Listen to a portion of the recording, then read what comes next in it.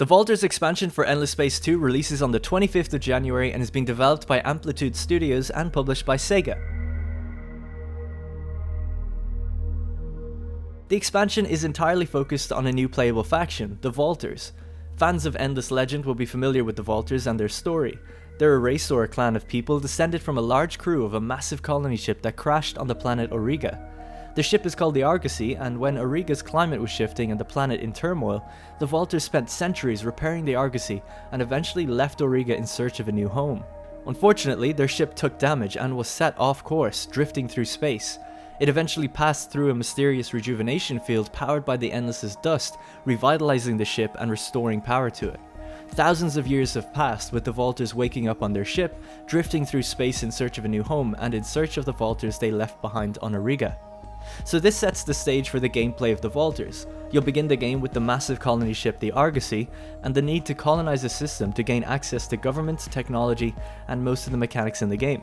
I won't be spoiling the story here, as it's such a large and interesting component to the DLC, but if you've watched the trailer, you'll know about and maybe even recognize Opbot DV8 from Dungeons of the Endless. He's the one tasked with keeping your ship running, and after you complete your first colonization he goes missing, and part of your quest is to figure out what happened to him. So in summary, the story ties into the lore of the Endless universe. Being someone who isn't that involved with it, I still found it extremely interesting, well written and accompanied by some beautiful artwork. It's excellent in fact. The idea of a colony ship crashing, needing to be repowered, losing Opbot, finding your original home, it's all just a very compelling story.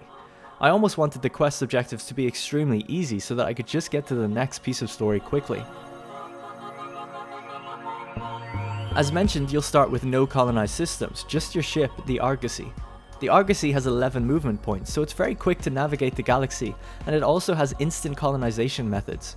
You won't have to wait for an outpost to be built, you can just set up on a planet straight away. The Argosy does stick with you though, and you can keep using it to colonize different systems after a relatively short cooldown period. Each colonization with the Argosy also grants a golden age, boosting production on the system for a set amount of turns. The turns are determined by how long it's been since the Argosy's last colonization, so if you're a bit slow to colonize, you'll get a big boost economically to catch you up. What this essentially means for your campaign is that you can whiz around the galaxy at a fairly quick pace early on, and look for the best places to colonize. I can imagine this playing different depending on the different sizes and shapes of galaxy. I played in a spiral galaxy at the tail end of one of the arms, and an AI blocked my path at the stem of one of the arms, so I was kind of locked to the arm I was in, so I ended up colonizing relatively normally, with my systems being pretty close together. Now if you did choose to set up colonies pretty far apart, you can build portals on your systems for instant transport between them. Even on my smaller scale, this was still really useful for saving time moving around. It allows you to build and focus your ships to be more defensive rather than maneuverable, because you know that you can save 10 turns or whatever just by system hopping. Once you've colonized enough new systems, you won't really have a use for the Argosy anymore, as it can't colonize planets within systems, so I had no more need for it once I hit my limit. The Vaulters are a defensive and scientific faction. They're perfect for turtling into a defense and researching the crap out of everything they can. Having the luxury to choose wherever they want to colonize with essentially no penalty means you can grab scientific worlds and really boost your research. They also have the unique ability to use diplomacy with pirates, paying them off with dust or influence to make peace, fund their next fleet, or even place a contract on an enemy to hinder them. This is extremely powerful, as it allows you to ignore the pirates completely, eventually, and use them against the enemy. All the pirates act as one faction though, so if you do attack one, you'll lose favor with them all. For that much, we could even record their last moments. No, please, mommy. The Vaulters can also disguise their own fleets as pirates, however once in combat they will be revealed. I loved the pirate diplomacy early on, but for me I never really found a reason to use the disguise. In theory, it could be used to lure the enemy away, or make them think there are more pirates in one area to stop them going there, but I just never really saw a good opportunity to use it. I think it would probably have more benefits in multiplayer than it does in single player. Overall, these new mechanics made me think differently about how I play Endless Space 2 right from turn 1, making the entire experience feel new again. Now as mentioned, the Vaulters are a defensive faction, and this is reflected in their ships. Most of their ship designs are skewed to have more defensive modules, and they also have a unique boarding module that allows you to take over enemy ships. I used these a few times in my battles, but I never actually had it work. I always ended up blowing up the enemy ship, so I might have just been equipping them incorrectly or not balancing my ships right, or the chances just might be really low that you end up getting one.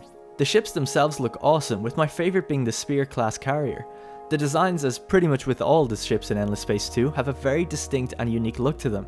It's mostly personal preference, but I personally love the rectangular and bulky design, as again it lends itself to that defensive nature of the ships. Now the Vaulters pack comes with what I believe are 5 heroes that are more skewed to governorship rather than combat. I've never really understood the allure behind the heroes. Typically I just recruit them and leave them to do their things on a ship or a system while they accumulate skills for their respective roles. Their artwork does look great, and their skills, while tailored to be different for the Vaulters, are just going to be small buffs to your Fidzy or combat. There's also the Sisters of Mercy minor faction, which gives you access to their population.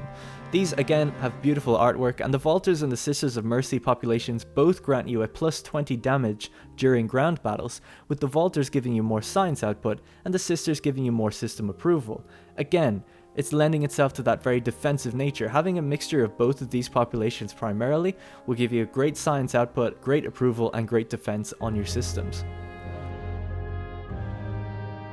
So that's pretty much it for the Vaulters of Endless Space 2. While the pack also comes with some additional exploration quests and unique deeds in the tech tree, the gameplay is pretty much one of a defensive faction that is geared towards science. Their rapid colonization, teleportation, and golden ages allow for speedy recovery from downtime, and if used efficiently can allow them to grow much faster than a regular faction for the most part. Now while I really love the Vaulters faction, their lore, and their gameplay style, I feel it does suffer from the same problem that most factions do in Endless Space, and that's replayability. Once I completed the quest lines and finished the story, I'm not sure I want to play as the Vaulters again. This is more a problem with the game rather than the pack, but having very distinct linear quests, while they do provide an awesome and engaging story, doesn't leave much room for a second playthrough unless you just want to crank up the difficulty and the randomness of the other factions in the galaxy. If that is the case, your experience on your second playthrough will most likely be extremely similar to your first. When you are done, however, you still have a new and unique race to encounter on one of your other playthroughs that fits seamlessly within the Endless universe.